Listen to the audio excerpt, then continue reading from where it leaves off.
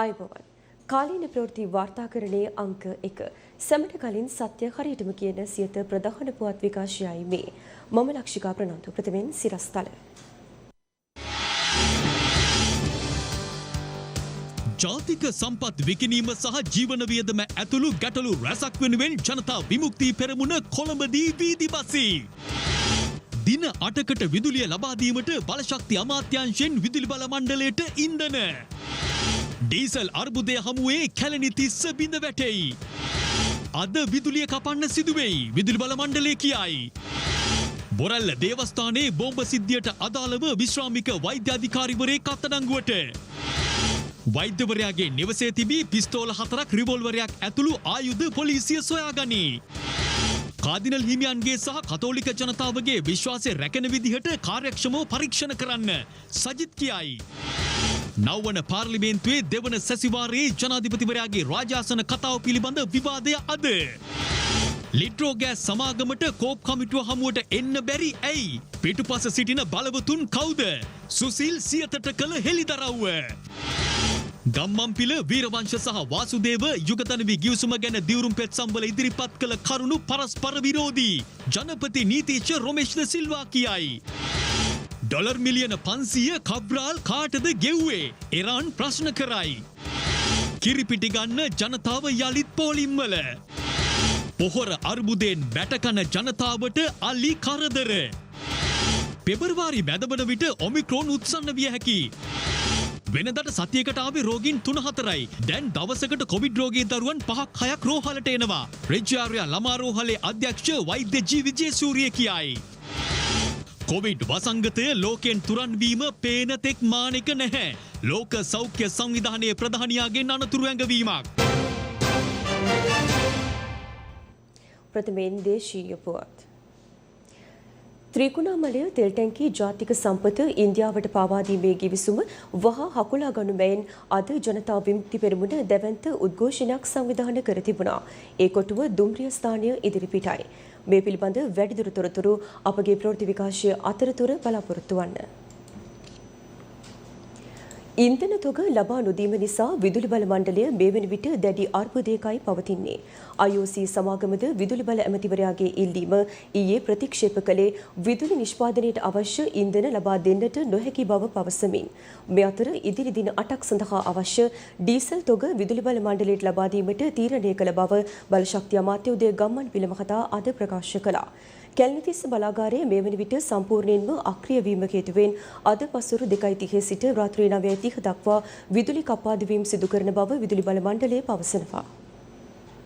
ප්‍රමාණවත් ලෙස දැවිතෙල් සහ ඩීසල් නොලැබීම හේතුවෙන් මේ වන විට කැලණිතිස්ස බලාගාරය සම්පූර්ණයෙන්ම නතර කර තිබෙනවා. කැලණිතිස්ස බලාගාරයේ ඇති ජනන යන්ත්‍ර දෙකම අක්‍රිය වීම හේතුවෙන් මෙරට ජාතික විදුලි බල පද්ධතියට අහිමි වන විදුලි ධාරිතාවය මෙගාවොට් 280ක්. ඒ හේතුවෙන් අවශ්‍ය ලෙස විදුලිය නිපදවීමට නොහැකි නිසා අද දින ඇතැම් ප්‍රදේශවලට විදුලි සැපයුම නිසි පරිදි ලබා දිය නොහැකි බවයි විදුලි බල මණ්ඩලය ප්‍රකාශ කරන්නේ. මේ අතර අද සිට දින 8ක් යනතෙක් ඩීසල් මෙට්‍රික් ටොන් 1500 බැගින් ලංකා විදුලි බල මණ්ඩලයට ඩීසල් ලබා දීමට බලශක්ති අමාත්‍යාංශය එකඟ වී තිබෙනවා. මෙරට මුහුදු සීමාවේ නවතා තිබූ ඩීසල් නැවට ගෙවීම් සිදු කිරීමට මහ බැංකුව මුදල් ලබා දීමට එකඟ වීමෙන් අනතුරුව ඛනිජ තෙල් නීතිගත සංස්ථාව සතු ඩීසල් තොග විදුලි බල මණ්ඩලයට මෙලෙස ලබා දීමට එකඟ වුණා. විදුලි බල ඇමති සහ මණ්ඩලය දිගින් දිගටම පැවසුවේ බලශක්ති ඇමති සහ තෙල් සංස්ථාව තෙල් ලබා නොදීම නිසා විදුලිය කපා දැමීමට සිදු වූ බවයි. අද ඊට බලශක්ති අමාත්‍ය උදය ගම්මන්පිල මහතා ප්‍රතිචාර දැක්වුවා. තෙල් සංස්ථාව තෙල් නොදෙන නිසා විදුලි බල මණ්ඩලයට විදුලිය කපා හැරීමට සිදු වෙනවායි කියලා විදුලි බල මණ්ඩලයේ චෝදනා මුඛයෙන් පැවසුවා. ඉතින් ඒ අය අපෙන් තෙල් ඉල්ලීමක් කරේ ජනවාරි මාසේ 11 වෙනිදා. ඇත්තෙම අපි තෙල් දෙන්නේ නෑ නෙවෙයි. දෙන්න තෙල් නෑ. අපි ප්‍රවාහණයට තිබෙන ඩීසල් තොග විදුලි නිෂ්පාදනයට දුන්නොත් ප්‍රවාහනයේ ඇනහිටලා මුළු රටම අකර්මණ්‍ය වෙනවා. ප්‍රවාහනයට ඉන්ධන සැපීමට ප්‍රමුඛතාවය ලබා දෙන්න වෙනවා. මූද මැද දවස් 9ක් තිබුණු නැවෙන් බාන ටොන් 37500ක ඩීසල් තොගෙන් ටොන් 10000ක් විදුලි නිෂ්පාදනයට ලබා දෙන්න කියලා මම තෙල් සංස්ථාවට උපදෙස් ලබා දුන්නා. ඒ වගේම විදුලි බල මණ්ඩලයට මට ලබා දෙන්න උපදෙසක් තිබෙනවා. දැන් පැය 24ම විදුලිය ලබා දීලා අපි සීමිත විදේශ විනිමය අවසන් කරගත්තොත් අපි තව මාස එකමාරකින් විතර තෙල් ගේන්න අපිට විදේශ විනිමය සපයා ගන්න බැරි වුණොත් රට පැය ගානක අඳුරට යෑමේ අවදානමක් තියෙනවා. හැබැයි දැන් ඉඳන්ම වැසි කාලයේ උදාවන තුරුම දිනකට විනාඩි 90ක් ගානේ විදුලිය කපා හැරීම කියන එක අපේ ජනතාවට අමාරුවෙන් වුණත් ඔරොත්තු දෙන්න පුළුවන් දෙයක්. එකපාරට මේ දවස්වල පැය 24 හොඳට විදුලිය තිබිලා එකපාරට පැය 3ක වගේ විදුලිය අයිමි වීමක් මූණ දෙනවට වඩා. මෙලෙස තෙල් තොග අද පස්වරු 5 පමණ වන විට ඛනිජ තෙල් නීතිගත සංස්ථාව විදුලි බල මණ්ඩලයට ලබා දෙන බව විදුලි බල මණ්ඩලයේ මාධ්‍ය ප්‍රකාශක නවමානි මහතා සඳහන් කළා. ඒ හේතුවෙන් කැලණිතිස්ස බලාගාරයේ නවතා දැමූ ජනන යන්ත්‍ර ඩීසල් ලැබීමෙන් පසු ක්‍රියාත්මක කිරීමට පැය 5ක පමණ කාලයක් ගතවන බවයි ඔහු වැඩිදුරටත් පැවසුවේ. ඒ හේතුවෙන් අද පස්වරු 2:30 සිට රාත්‍රී 9:35 දක්වා ඇතැම් ප්‍රදේශවල විදුලි කප්පාදු වීම සිදු විය හැකි බව විදුලි ඉංජිනේරුවන් පවසනවා. මෙගාවොට් 280ක ධාරිතාව කියන එක කැලණිතිස්ස විදුලි බලාගාරයට ඩීසල් සැපයීම නැවතිලා තියෙනවා. ඒ හින්දා මේ මෙගාවොට් 280ක විදුලි බලාගාර නවත්තලා තියෙන්නේ. ඒ හින්දා මේ වෙලේ තියෙන විදුලි ඉල්ලුම සපයාලා ගන්න අපිට ප්‍රමාණවත් ධාරිතාවක් නැති හින්දා අද දවල් 2:00 ඉඳලා රාත්‍රී 9:00 වෙනකන් විදුලි කප්පාදුවක් රට පුරා විවිධ ප්‍රදේශවල සිද්ධ වෙනවා. එක පාරිභෝගිකයෙකුට පැය විනාඩි 45ක කාලයක් ඒක බලපානවා. මේ අතර නොරොච්චෝලේ විදුලි බලාගාරයේ කොටසක් මේ වන විට අක්‍රියව පවතිනවා. විදුලි බල ඇමති ගාමිණී ලොකුගේ මහතා කල්මරමින් එම බලාගාරයේ යථා තත්ත්වයට පත් වුණොත් හරි කියලා දවසින් දවස පවසනවා. නමුත් එම බලාගාරය නැවත යථා තත්ත්වයට පත්වන දිනක් පේන තෙක්මානියකවත් නැහැ. නොරොච්චෝලේ බලාගාරය බිඳ වැටුනේ පසුගිය දෙසැම්බර් මාස 3 වනදායි. අදට මාසයකටත් වැඩි කාලයක් එම බලාගාරයේ කොටසක් අක්‍රියයි. අලුතින් ගල් අඟුරු ගේන ටෙන්ඩරෙත් කවුරුත් අරගෙන නැති බව තමයි වාර්තා වන්නේ. ඇත්තටම ලෝකයේ බොහෝ රටවල් පුනර්ජනනීය බලශක්ති උත්පාදනයට වැඩි නැඹුරුවක් දක්වනවා. ජනපති ගෝඨාභය රාජපක්ෂ මහතා පුනර්ජනනීය බලශක්තිය ගැන දිගින් දිගටම පවසනවා. නමුත් පුනර්ජනනීය බලශක්තිය අදටත් කතාවට පමණක් සීමා වෙලා. මෙරට මෙගාවොට් 10 කුඩා පරිමාණ සූර්ය බලාගාර හදන්න ඕනෑ තරම් ආයෝජකයෝ ඉන්නවා. නමුත් ඇතැම් නිලධාරීන් හරි ආසයි කොමිස් තියන දේවල් වලට. මොකද සූර්යාගෙන් කොමිස් ගන්න බැරි නිසා. කොහේ හරි කොමිස් එකක් තියෙන දෙයක් ආනයනය කරලා දෙන්න හදන ඕනෑම රටකට පුනර්ජනනීය බලශක්තිය කියන්නේ සිහිනයක් විතරක් බව අප මතක් කළ යුතුයි. විදුලි බල මණ්ඩලයේ ජනන සැලැස්මක් බැලුවොත් එහෙම ඒක හැමදාම ඒගොල්ලෝ බලාපොරොත්තු වෙන්නේ ගල් අඟුරු සහ තෙල් දැන් අලුතෙන්ම ස්වභාවික වායු මේ කියන කිසිම දෙයක් ලංකාවේ තියෙන දේවල් නෙමෙයි. එතකොට මේවා හැමදාම පිටරටින් ගෙන්නන්න ඕනි. පිටරටින් ගෙන්නන්න ඩොලර් ඕනි. ෆොසිල ඉන්ධන වලට තිබුණු ගැතිභාවය නිසා තමයි විදුලි බල මණ්ඩලයේ පුනර්ජනනීය බලශක්තිය දියුණු කරේ නැත්තේ.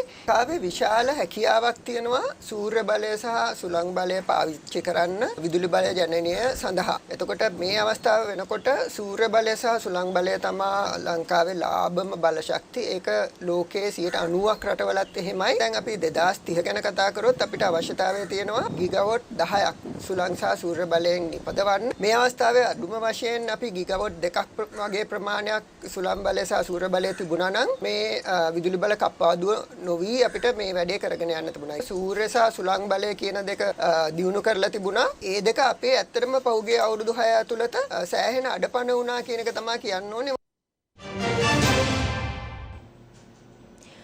අපේ රට විශාල ඉන්ධන අර්බුදයකට තල්ලු වෙමින් තිබෙනවා.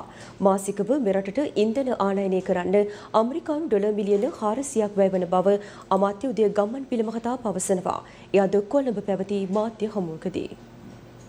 අපේ රටේ මේ දිනවල බරපතල ලෙස ඩොලර් හිඟයක් පවතිනවා. මේ ඩොලර් හිඟය අපේ රටේ ප්‍රධාන අංශ කිහිපයකටම ඍජුව බලපෑම් කරනවා. මේ හේතුවෙන් දැන් දින කිහිපයක සිට රට තුල ඉන්ධන අර්බුදයක් හටගෙන තිබෙනවා. මේ වන විට රටට අවශ්‍ය තෙල් තොග ආනයනය කිරීමේ නොහැකියාවත් සමගයි මෙම තත්ත්වය හටගෙන ඇත්තේ. තෙල් නැවක් දවස් 11ක් තිස්සේ මුහුදේ නැංගුරම්ලා තිබුණා. අද උදේ වෙනකොට තවත් නැවක් ඇතුළුව නැව් දෙකකට අදාළ ඉන්ධනවලට අදාළ මුදල ගෙවා ඇති බවයි වාර්තා වන්නේ. නමුත් තවමත් නැව් නැව්වල ප්‍රමාද ගාස්තු ගෙවන්න නැති බවයි වාර්තා වුණේ. නැව්වල ප්‍රමාද ගාස්තු ගෙවන්න තවත් දින 3ක්වත් ගත වෙයි කියලයි අපට තොරතුරු වාර්තා වුණේ. එහෙම බලනකොට ප්‍රමාද ගාස්තුත් එකතු වෙලා මේ නැව් දෙකටම ඩොලර් ගෙව්වට පස්සේ අපේ රටේ ඩොලර් සංචිතයෙන් තවත් ඩොලර් අඩු වෙන එකයි සිද්ධ වෙන්නේ. පසුගිය 6 වෙනිදා ත්‍රිකුණාමලයේ තෙල් ටැංකි සංකීර්ණයත් ගිවිසුම් ගහලා ඉන්දියාවේ IOC සමාගමට ලබා දුන්නා. පසුගිය 3 වෙනිදා සපුගස්කන්ධ පිරිපහදුවත් වහලා දැම්මා. අපේ රටේ පෙර දිනවලට වඩා ඩීසල් සහ පෙට්‍රල් දෛනික පරිභෝජනය වැඩි වෙලා කියලයි අපට වාර්තා වුණේ.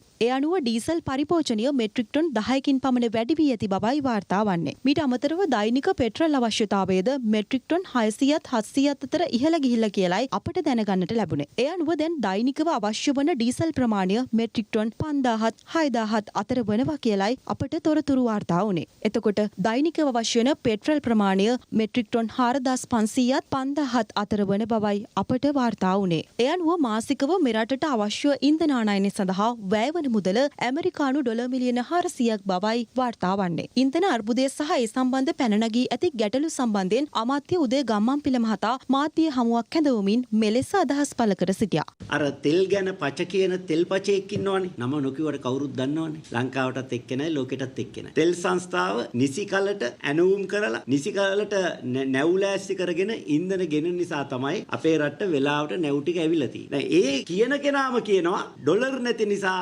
මුහුදේ නැව් දවස් ගාණක් රඳවගෙන ඉන්නවා කියලා. අපි නිසිකලට ඇනුම් කරේ නැත්නම් නැව් කොහමද වරායට එන්නේ? අපිට මාසිකව ඉන්ධන ආනයනය කරන්න ඩොලර් මිලියන 400ක් වැය වෙනවා. විදුලි නිෂ්පාදනයටත් දැන් ඉල්ලන දැවි තෙල් සහ ඩීසල් ලබා දෙන්න ගියාම එය ඩොලර් මිලියන 500ක් බවට පත් වෙනවා. අපනයන ආදායමෙන් රට ඇතුළට එන ප්‍රමාණයෙන් 3/2ක් ඉන්ධන සඳහා වෙන් කරන්න සිදුවීම බැංකු පද්ධතියට දැවැන්ත අභියෝගයක්. අපේ එක පැත්තකින් රට ඇතුළට විදේශ විනිමය ගලා ඒම අඩු වෙලා තියෙන අතරේ අනිත් පැත්තෙන් ඉන්ධන සඳහා යන වියදම බරපතල ලෙස ඉහළ ගිහින් තියෙනවා. ඒකට හේතු වෙලා තියෙන්නේ ඉන්ධන පරිභෝජනය වැඩි වෙලා තියෙනවා. අනිත් පැත්තෙන් ලෝක වෙළඳ පොලේ ඉන්ධන මිල වැඩි වෙලා තියෙනවා. රට තුළ පවතින ඉන්ධන අර්බුදය සම්බන්ධයෙන් khනිජ තෙල් වෘත්තීය සමිති කැඳවුම්කරු ආනන්ද පාලිත මහතාගෙන් සියත අප මේ පිළිබඳව විමසීමක් කළා. දැන් 14 වෙනිදා ඩීසල් මෙට්‍රික් टन 40,19 බාලා මේ වෙන විට අද 19 වෙලා තියෙනවා. දැන් දින 5ක් ඉවරයි. අදයි 9 වෙනිදා පැමිණිච්ච ඇමතිවරයාගේ සංඛ්‍යා ලේඛන අනුව කියනවා නම් 37,500 මෙට්‍රික් ටන් ටික බාණ්ඩ ලෑස්ති වුණේ.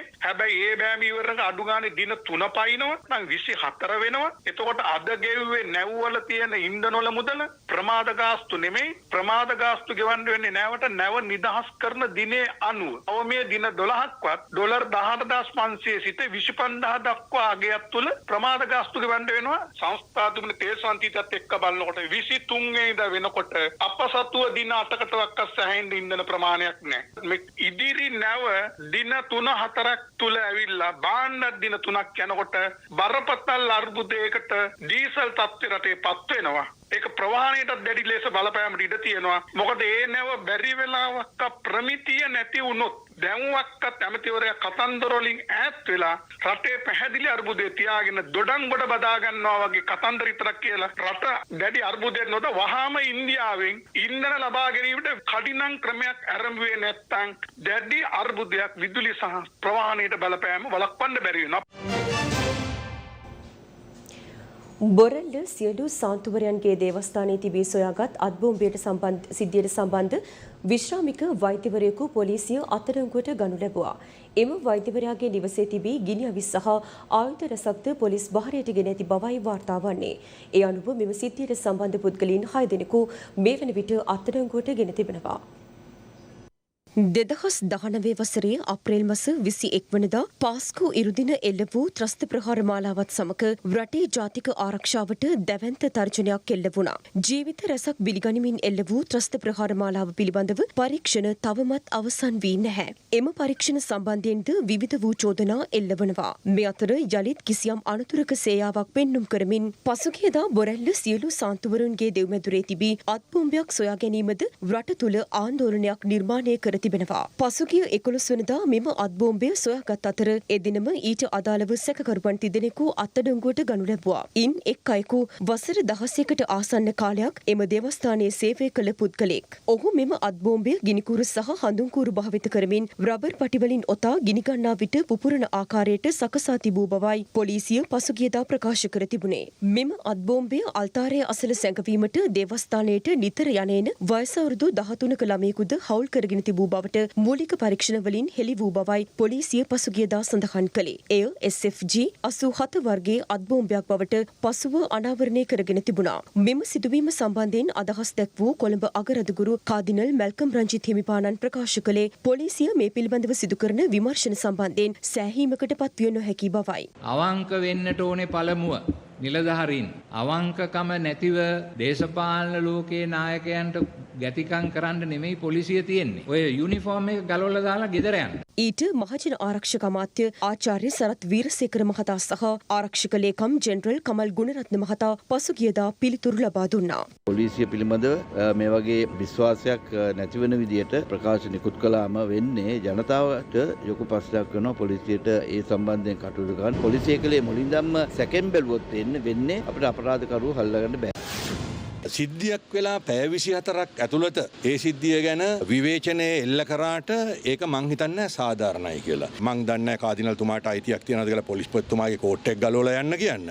මේ සියලු වාද විවාද අතරේ මෙම සිද්ධියට සම්බන්ධ තවත් පුද්ගලයෙකු ඇඹිලිපිටිය පනාමුර ප්‍රදේශයේදී අත්අඩංගුවට ගනු ලැබුවා. ඔහුගෙන් සිදු කරන ලද දීර්ඝ ප්‍රශ්න කිරීම්වලදී විශ්‍රාමික වෛද්‍යවරයෙකු පිළිබඳ තොරතුරු අනාවරණය කර ගැනීමට පොලිසියට හැකි වුණා. ඒ අනුව අදාළ විශ්‍රාමික වෛද්‍යවරයා අත්අඩංගුවට ගැනීමට පොලිසිය සමත් වූ අතර ඔහුගේ නිවසේ තිබී ගිනි සහ ආයුධ රැසක්ද සොයාගෙන තිබෙනවා. එලෙස සොයාගෙන ඇත්තේ පිස්තෝල 4ක්, රිවෝල්වරයක්, කඩු 2ක්, රම්බෝ පිහියක් සහ හඳුනාගත නොහැකි ගිනි අවියකුයි. සියලු සාන්තුවරුන්ගේ දේවස්ථානයේ අත්බෝම්බයක් තැබීමේ සිද්ධියට අදාළව මේ වන විට අත්අඩංගුවට ගෙන ඇති සමස්ත පුද්ගලින් සංඛ්‍යාව 6ක්. මේ අතර විපක්ෂ නායක සජිත් ප්‍රේමදාස මහතාද අද සියලු සාන්තුවරුන්ගේ දේවස්ථානයේ නිරීක්ෂණ චාරිකාවක නිරත වුණා. මේ සිද්ධිය පිළිබඳව පරීක්ෂණ කටයුතු කිරීමේදී කාඩිනල්තුමාට හැඟීමක් එනවා නම් හරියාකාරව මේ පරීක්ෂණ කටයුතු සිදු වෙන්නේ නැහැයි කියලා. ඒක මම දකින්නේ බරපතල ප්‍රශ්නයක් හැටියට. පාස්කු ප්‍රහාරයෙන් රටත් ජනතාවත් කතෝලික ප්‍රජාවත් අපි හැමෝම පාඩමක් ඉගෙන ගත්තා.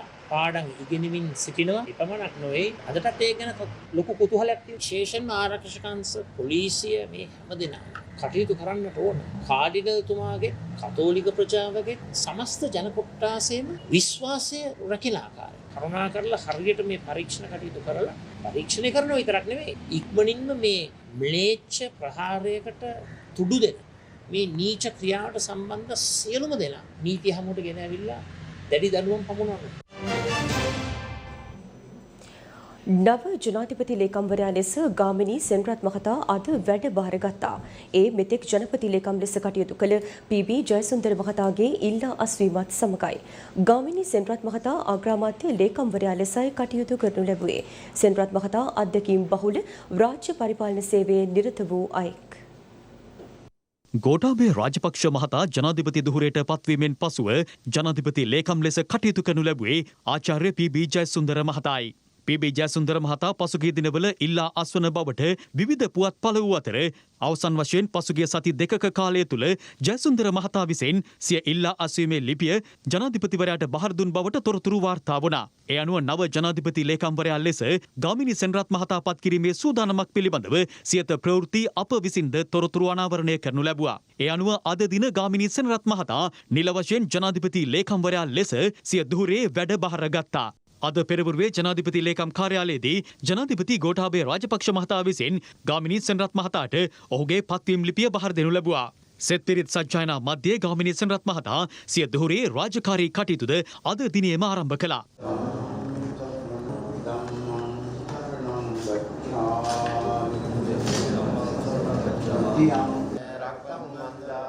මේ අතර ගාමිණී සෙනරත් මහතාගෙන් පුරප්පාඩු වූ අග්‍රාමාත්‍ය ලේකම් දුහුරිය සඳහා ඩී.එම්. අනුර දිසානායක මහතා පත් කර තිබෙනවා. එමෙන්ම අනුර දිසානායක මහතාගේ නව පත්වීමත් සමග පුරප්පාඩු වූ වාරිමාර්ග අමාත්‍යාංශයේ නව ලේකම්වරයා ලෙස KW අයිවන් ද සිල්වා මහතා පත් කර ඇති අතර ජනාධිපතිවරයා විසින් ඊට අදාළ පත්වීම් ලිපියද අද දින ප්‍රදානය කරනු ලැබුවා. මෙම පත්වීම් ලිපි බහර දීමෙන් අනතුරුව ජනාධිපති ගෝඨාභය රාජපක්ෂ මහතා අවධාරණය කර සිටියේ අමාත්‍යාංශ ලේකම්වරුන්ට පැවරී ඇති වගකීම් කොටස අති විශාල බවයි. මම ලේකම්වරයෙක් හිටියේ අමාරු දෙකක. ඩිෆෙන්ස් මිනිස්ට්‍රි එකයි ඊට පස්සේ අර්බන් ඩෙවලොප්මන්ට් එක. ඉතින් අපි ලොකු කැපවීමක් ලේකම්වරුන් විසින් කරන්න ඕන. අපි ඉදිරිපත් කළ තියෙන වැඩපිළිවෙල සාර්ථක කරගන්න පුළුවන් වෙන්නේ ලේකම්වරුන්ට. ලබන අවුරුදු 2 අපේ හැම ප්‍රයත්නයක්ම දරලා සාර්ථක කරගන්නට පුළුවන් වෙනවා. අපි හැමතිස්සෙම අමාත්‍යාංශයක දැනෙන වැඩක් කරන්න ඕන. වැඩ සටහනක් අපි හැම එකේම දීලා තියෙනවා. අපේ ප්‍රතිපත්ති ප්‍රකාශනය දීලා තියෙනවා. ලේකම්වරුන් හැටියට මෙන්න මේ කාර්ය කරන්න ඉතාගමු. විශේෂයෙන්ම අපිට මතක තියාගන්න ඕන දෙයක් තමයි අපේ රටේ හැම දෙයක්ම රඳා පවතින්නේ රාජ්‍ය සේවය මත. ඉතින් ඒක කාර්යක්ෂම නොවුනොත් රට ඉදිරියට යන්නේ නැහැ. නව ජනාධිපති ලේකම්වරයා ලෙස අද දින සිය දුහුරේ රාජකාරී ආරම්භ කළ ගාමිණී සෙනරත් මහතා පිළිබඳව සියත ප්‍රවෘත්ති තබන සටහනක් මේ. 1984 වර්ෂයේදී ගාමිණී සෙනරත් මහතා ශ්‍රී ලංකා පරිපාලන සේවයට එක්වනවා. ඉන් අනතුරු 1984-1985 කාලය තුල පදවි ශ්‍රීපුර සහකාර ප්‍රාදේශීය ලේකම්වරයා ලෙස කටයුතු ආරම්භ කළ හෙතෙම ආගමන විගමන දෙපාර්තමේන්තුවේ සහකාර පාලක, ජ්‍යෙෂ්ඨ සහකාර පාලක, නියෝජ්‍ය පාලක යන තනතුරත් ප්‍රවාහන මහා මාර්ග හා සිවිල් ගුවන් සේවා අමාත්‍යාංශයේ ජ්‍යෙෂ්ඨ සහකාර ලේකම්වරයා ලෙසත් මෝටර් රථ ප්‍රවාහන දෙපාර්තමේන්තුවේ මෝටර් රථ ප්‍රවාහන කොමසාරිස් ලෙසත් අග්‍රාමාත්‍ය අතිරේක ලේකම් ලෙසත් කටයුතු කරනු ලැබුවා. අමරිකා එක්සත් ජනපදයේ එක්සත් රාජධානිය ජපානය, සිංගප්පූරුව, පාකිස්තානය, ජර්මනිය සහ ප්‍රංශය ආදී රටවල් රැසක පුහුණු පාඨමාලා හදාරා ඇති ගාමිණී සේදර සෙනරත් මහතා තම හැකියාවෙන්, දැනුමින්, කුසලතාවෙන් හා ආකල්ප භාවිතයෙන් තාක්ෂණයේ නවෝත්පාදනය මෙන්ම පිරිස් කළමනාකරන කුසලතා සහ නිර්මාණශීලීත්වය පරිපාලන කුසලතා සමග ඵලදායී ලෙස මුසු කරමින් කටයුතු කරනු ලැබුවේ සුවිශේෂී රාජ්‍ය නිලධාරියෙකු ලෙසයි. එමෙන්ම 2010-2015 කාල සීමාව තුළ මහජන බැංකුව, පීපල්ස් ලීසින් ඇන්ඩ් ෆයිනාන්ස් සමාගම, ශ්‍රී ලංකා රක්ෂණ සංස්ථාව, ලිට්‍රෝගෑස් සමාගම, ලිට්‍රෝගෑස් ටර්මිනල් සමාගම, හෙ ලංකා හොටෙල් සහ ස්පා සමාගම, සිනෝ ලංකා හොටෙල් සහ ස්පා සමාගම, කැනවිල් හොටෙල් සහ ස්පා සමාගම වැනි ප්‍රධාන රාජ්‍ය ව්‍යවසායන් කිහිපයකම සභාපති ධුරය දැරීමටද ඔහු සමත් වන්නේ සිය දැනුම සහ දක්ෂතාවය මැනවින් භාවිතා කිරීමත් සමගයි. අදාළ ආයතනයන්හි ලාභාංශ ඉහළ නංවමින් කාර්යක්ෂම ලාභදායී ආයතන බවට ඒවා පත් කිරීමටද හේතෙම සමත් වනවා. ගාමිණී සෙනරත් මහතා යනු සියලු රාජ්‍ය නිලධාරීන්ට ආදර්ශයක් ලබාගත හැකි රාජ්‍ය නිලධාරියෙක්. නව ජනපති ලේකම් ගාමිණී සෙනරත් මහතාණනි, ඔබට වොයිස් ඔෆ් ඒෂියා මාධ්‍ය ජාලයේ සුභාශිංසන. ත්‍රිකුණාමලය තෙල් ටැංකි ජාතික සම්පත ඉන්දියාදීමේ ගිවිසුම වහා හකුලා ගනු මැයින් අද ජනතා විමුක්ති පෙරමුණ දැවැන්ත උද්ඝෝෂණයක් සංවිධානය කර තිබුණා. ඒ කොටුව දුම්රිය ස්ථානය ඉදිරිපිටයි. ජනතා විමුක්ති පෙරමුණ අද පස්වරුවේ කොළඹදී දැවැන්ත විරෝධතා පාගමනක් සංවිධානය කර තිබුණා. ටෙක්නිකල් මන්සන්දියේ සිට විරෝධතාකරුවන් පාගමනින් කොළඹ කොටුව දක්වා ගමන් ආරම්භ කළා. විරෝධතාකරුවන් කොළඹ කොටුවට පැමිණෙන විට දැඩි රථවාහන තදබදයක් කොළඹ කොටුව අවට ප්‍රදේශවල දක්නට ලැබුණා. ත්‍රිකුණාමලේ තෙල් ටැංකි ජාතික සම්පත ඉන්දියාවට පවාදීමේ ගිවිසුම හකුලා ගනු මැයින් මෙම විරෝධතා පාගමන සංවිධානය කර තිබුණා. ජාතික ජනබලවේගේ නායක පාර්ලිමේන්තු මන්ත්‍රී අනුර කුමාර දිසානායක මහතා ඇතුළු ජනතා විමුක්ති පෙරමුණේ නියෝජිතයින් ඇතුළු විවිධ සමාජ කණ්ඩායම් රැසක් මෙම විරෝධතා පාගමනට එක්ව සිටියා. කොළඹ කොටුවට පැමිණි විරෝධතාකරුවන් එම ස්ථානයේ විරෝධතා රැලියක්ද පවත්වනු ලැබුවා.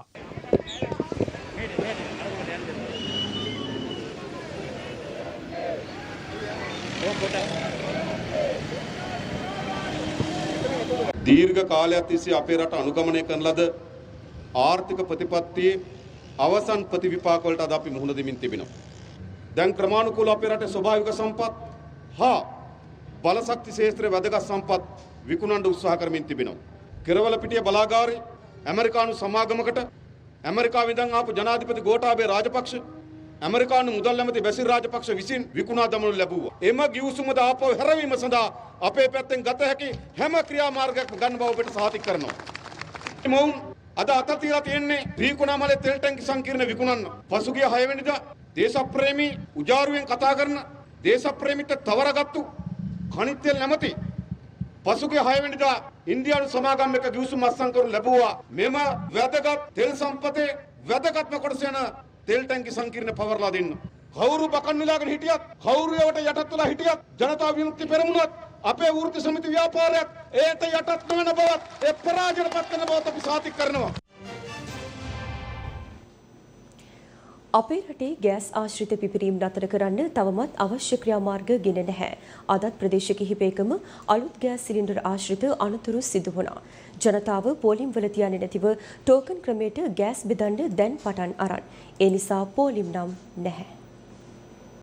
ගෑස් ආශ්‍රිත අනතුරු වලින් පීඩාවට පත් වූවන් ඇතුළු කණ්ඩායම් කිහිපයක් එක්ව පිටුවා ගනු ලැබූ නව සංවිධානය පසුගිය 10 වනදා විශේෂ රාජ්‍ය අමාත්‍ය ලසන්ත අලගියවන්න මහතා හමු වුණා. එහිදී ඔවුන් වින්දිතයන්ට වෛද්‍ය ආධාර ලෙස රුපියල් ලක්ෂ 5ක මුදලක් ලබා දෙන්න ලෙස ඉල්ලමින් අමාත්‍යවරයා වෙත සංදේශයක් බාර දුන්නා. නමුත් ඊයේ විපක්ෂ නායකවරයා හමු වූ අවස්ථාවේදී ඔවුන් පැවසුවේ මේ වනතෙක් ඊට කිසිදු විසඳුමක් ලැබී නැති බවයි. මේ සම්බන්ධව අදාළ පාර්ශවයන්ට සහ ආයතනවලට නීතිය ක්‍රියාත්මක විය යුතු බව සියත ප්‍රවෘත්ති අප දිගින් දිගටම මතක් කරනවා. ඇතැම් දේශපාලන නායකයින් පවසන්නේ ගෑස් සමාගම් සහ පාලකයින් අතර යටිකූට්ටු ගේමක් ඇති බවයි. මේ හේතුවෙන් වැරදිකරුවන්ට නීතිය ක්‍රියාත්මක වෙන්නේ නැහැ කියලයි දැන් හැමෝම කියන්නේ. අපට ඇති බරපතලම ප්‍රශ්නය ඇයි තවත් මේ පාරිභෝගික ජනතාව පීඩාවට පත් කරන්න කියන එක. තවම අපේ රටේ ගෑස් ආශ්‍රිත පිපිරීම් නතර වෙලා නැහැ. මේ ප්‍රශ්නය හිතාමතාම ඇති කරපු පාර්ශවයන්ට නීතිය ක්‍රියාත්මක වෙන්නෙත් නැහැ. සුපුරුදු පරිදි අදත් ප්‍රදේශ කිහිපයකින්ම ගෑස් ආශ්‍රිත පිපිරීම් වාර්තා වුණා.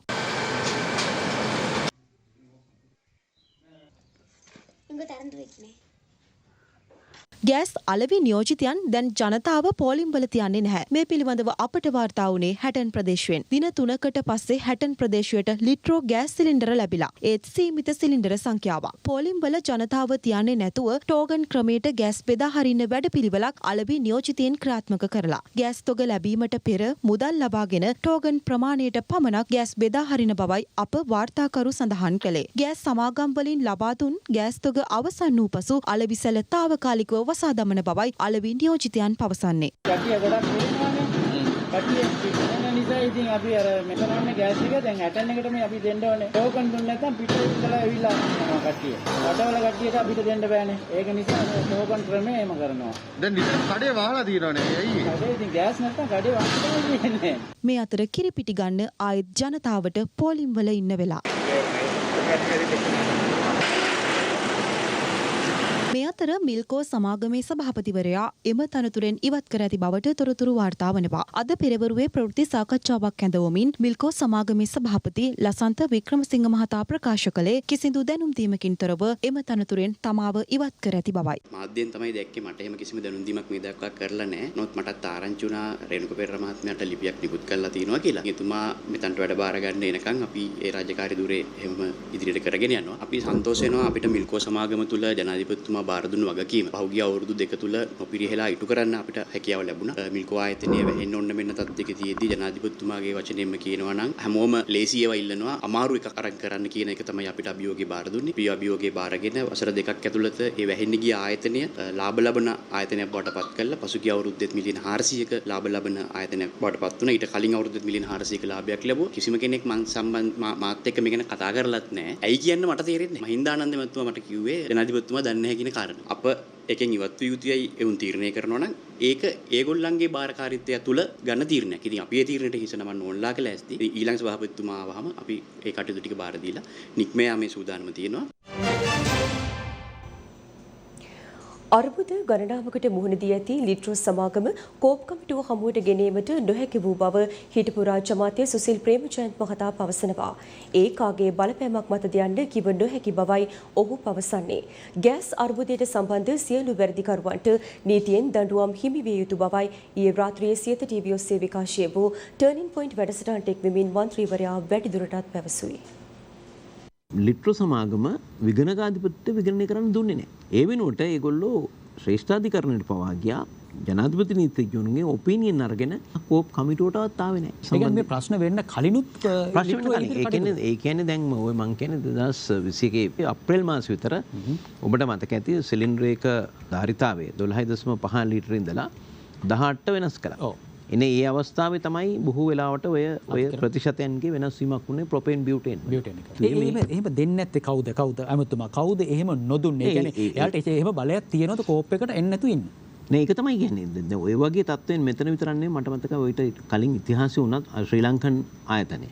ඒ අය එන්න කැමැත්තක් දැක්වෙන්නේ. දැන් අදටත් ඔය ප්‍රමිතියකින් යුතුයයි කියන ගෑස් සිලින්ඩර් දැන් ප්‍රමිතියෙන් යුත් 70 30 බියුටේන් ප්‍රොපේන් 70 30 කියන ලේබල් එකක් ගහලා එනවා. දැන් ප්‍රශ්නේ තියෙන්නේ එතුමා තාමත් ගෑස් ආශ්‍රිත පිපිරීම් සිද්ධ වෙනවා. අනතුරු සිද්ධ වෙනවා. හැබැයි මේ සම්බන්ධයෙන් අත්අඩංගුවට ගත්ත කිසි කෙනෙක් නැහැ. ප්‍රශ්න කරන කිසි කෙනෙක් නැහැ. එතකොට මෙතෙන්දී මේ අදාළ ආයතනවල සද්භාවය පිළිබඳව අවංක භාවය පිළිබඳව හොඳම පරීක්ෂණය තමයි මේ පිළිබඳ කරන පරීක්ෂණය ස්වාධීන පරීක්ෂණයක් තුලින් වග කියන්න ඕනේ කවුද කියන පිරිස හොයාගන්න එක. ජනාධිපතිතුමා පත් කරපු විද්වත් කමිටු වාර්තාව තියෙනවනේ. ඒ වාර්තාවේ පැහැදිලිව කියනවනේ මේ ප්‍රතිශතය වෙනස් කිරීම තුලින් තමයි කියලා මේක ආරම්භය ඇති වෙන්නේ. දැන් පොලිසිය මගේ මේක පිටිපස්සට හොයාගෙන යනවා. කවුද මේ ප්‍රතිශතය වෙනස් කරන්න නියෝග දුන්නේ? ඔබ හිතන්නේ කවුද මේක හංගගෙන වහගෙන ඉන්නේ? මේකේ පිටිපස්සින් ඉන්න වැරදිකාරීන්ට දඬුවම් දෙන්න අවස්ථාවක් නොදෙන්නේ කවුද? කවුද මේ පිටිපස්සින්? ඒක තමයි. දැන් මෙහිදී තා පැහැදිලිව කියන්න පුළුවන් ඔය කෝප් කමිටුව මත වෙච්ච ප්‍රශ්නෙත් එක්ක තමයි ජනාධිපතිතුමා පියවර ගත්තේ.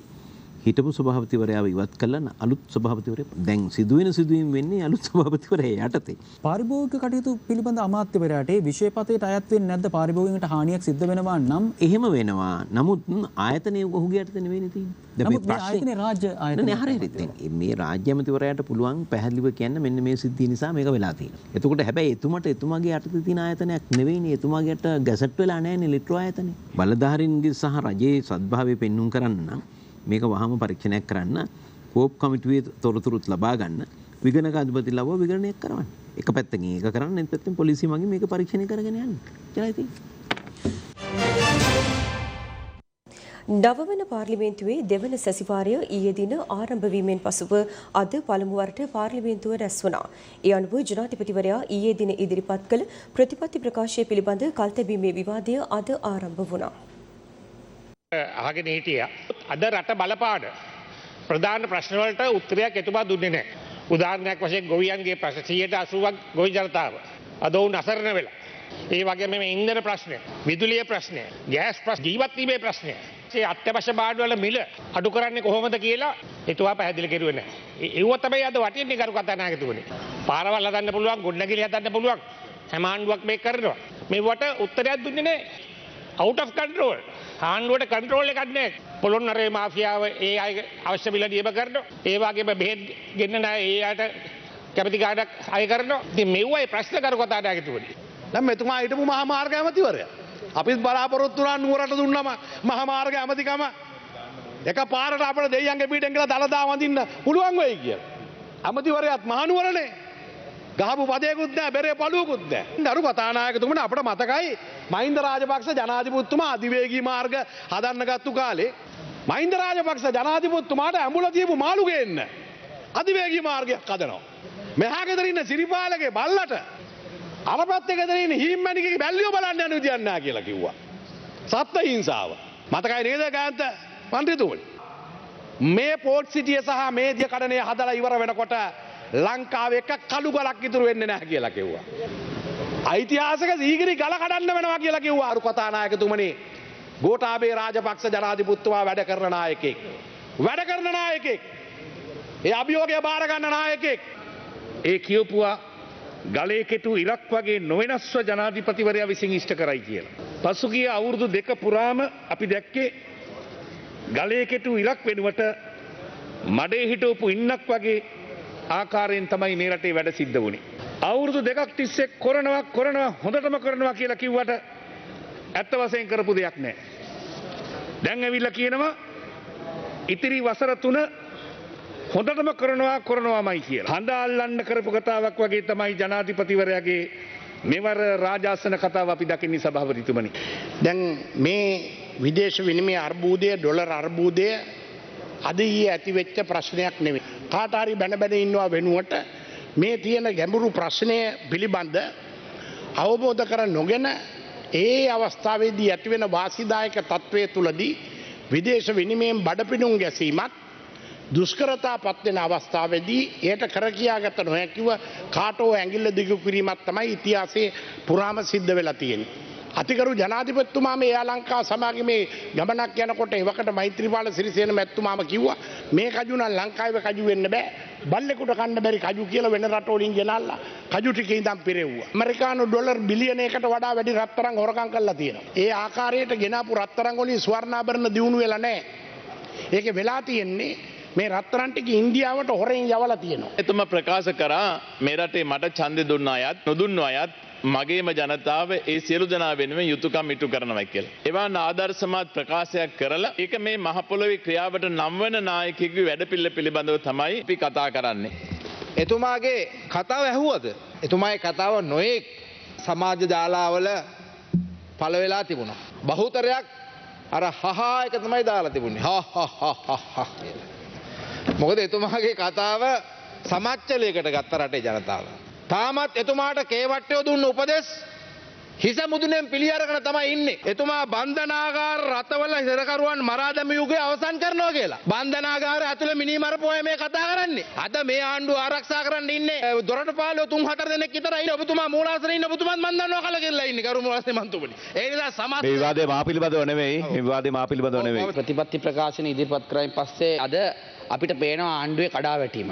අද ආණ්ඩුවේ ඇමතිවරු නැහැ. ඒකෙන්ම පේනවාම ජනාධිපතිතුමාගේ ප්‍රතිපත්ති ප්‍රකාශය සම්බන්ධව ආණ්ඩුව ඇයට තියෙන කැක්කුම සහ උවමනා. හරියට අලුත් ජීවිතයක් පටන් ගන්න මනමාල ජෝඩුව ණය වෙලා මගුල් කාලා මගුල් කාපු දවස් ඉඳලා මුළු ගමටම ණය වෙලා වගේ ඉන්න වැඩක් තමයි වෙලා තියෙන්නේ. රාජ්‍ය නොවන විශ්වවිද්‍යාල ආරම්භ කිරීම පිළිබඳව එතුමා ගත්ත තීරණයට අපි අගය කරනවා. මම පෞද්ගලිකයකට සහයෝගය ලබා දෙනවා. රිජ්වේ ආර්යා ළමා රෝහලට පැමිණෙන කොවිඩ් ආසාදිත දරුවන්ගේ වැඩිවීමක් පෙන්නුම් කරන බව වෛද්‍ය ජී විජේසූරිය මහතා පවසනවා. මීට පෙර සතියකට වාර්තා වූ කොවිඩ් රෝගී දරුවන් දැන් දිනක් තුල හමු වන බවයි ඔහු පෙන්වා දෙන්නේ. දැන් කොවිඩ් පිළිබඳ සවිස්තර වාර්තාව.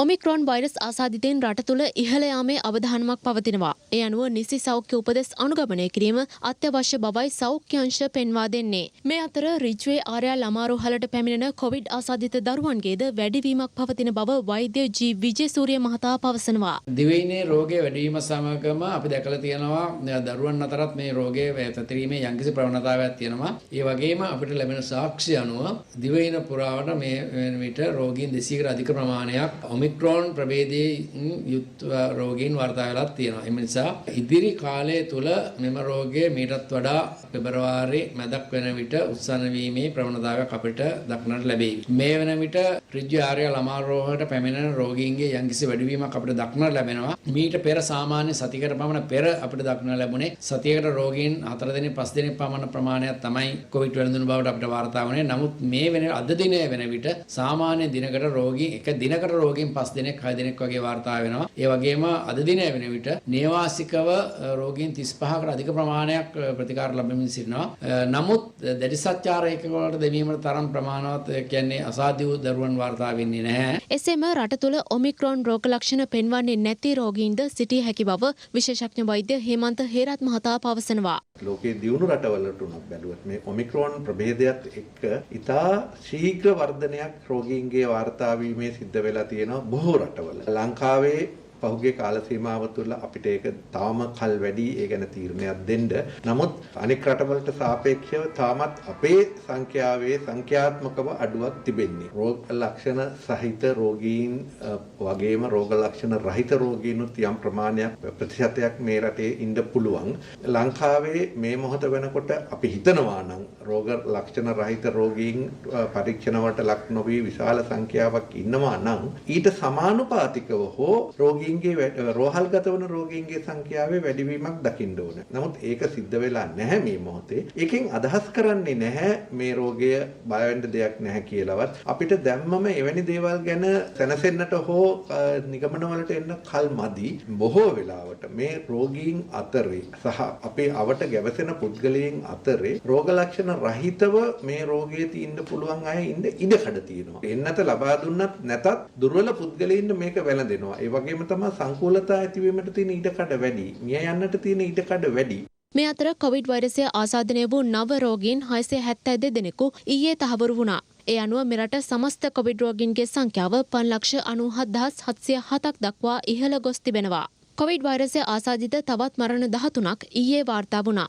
ඒ අනුව මෙරට සමස්ත කොවිඩ් මරණ සංඛ්‍යාව සටහන් වන්නේ 15231ක් ලෙසයි. ඊයේ දිනට බූස්ට් එන්නත් 33667ක් ලබා දී තිබෙනවා. ඒ අනුව මේ වනතෙක් ලබා දී ඇති සමස්ත බූස්ට් එන්නත් ප්‍රමාණය 48,1718ක්. මේ අතර පොළොන්නරුව දිස්ත්‍රික්කයේ වයස අවුරුදු 12ත් 15ත් අතර පාසල් දරුවන්ට කොවිඩ් මර්ධන එන්නත ලබා දීම ඊයේ ආරම්භ කෙරුණා.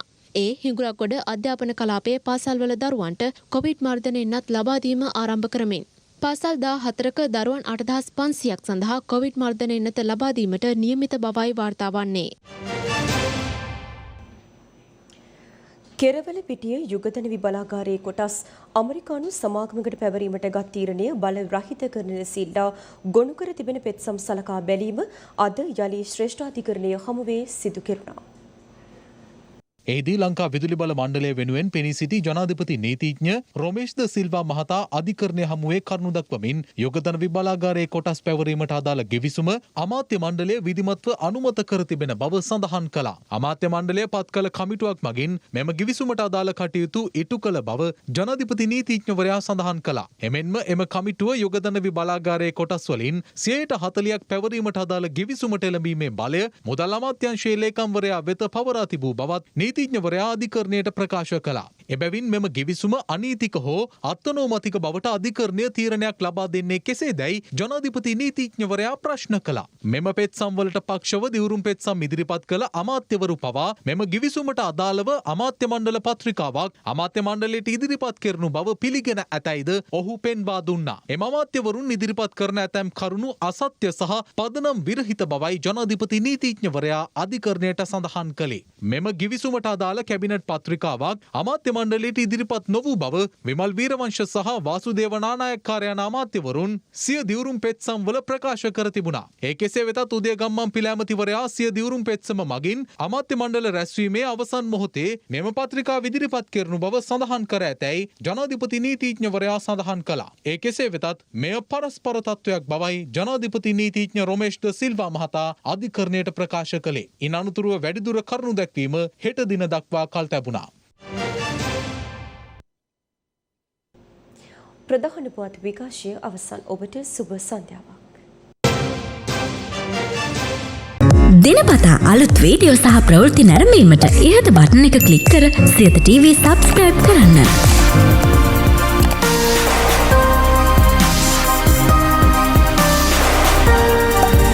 අලුත් වීඩියෝ ගැන මුලින්ම දැනගන්න මෙම සීනුව ක්ලික් කරන්න.